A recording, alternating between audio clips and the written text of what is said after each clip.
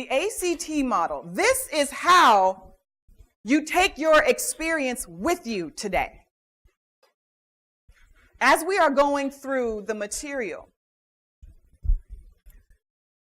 you are going to put either an A, a C, or a T next to the information. You can put it in the margins. The A is something that you plan to apply immediately. You might be thinking of a client or a colleague or a situation, and you say, you know what, that right there, that works. And you put a great big A next to that. I'm going to apply that immediately. The C, what do I need to change?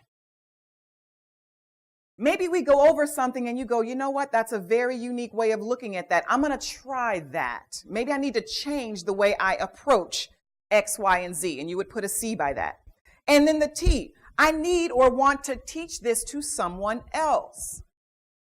As we're going through this today, somebody's face is going to pop into your mind. You're going, you know what, such and such needed to hear that.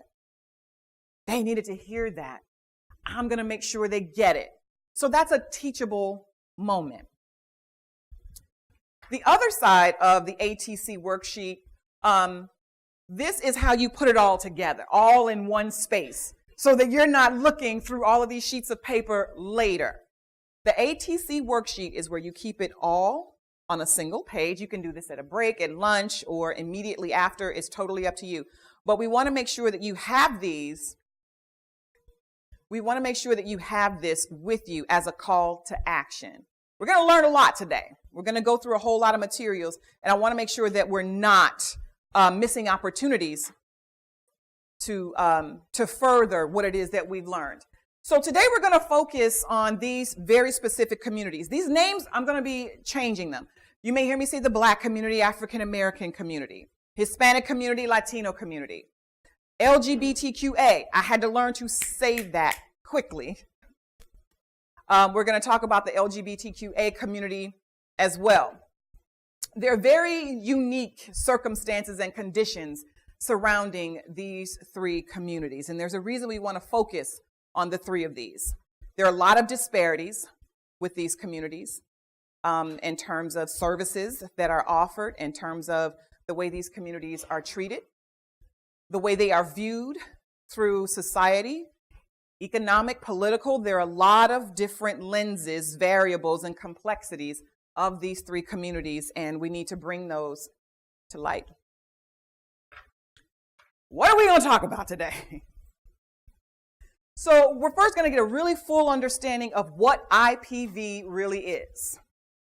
Some people believe they know, and I've conducted a lot of interviews.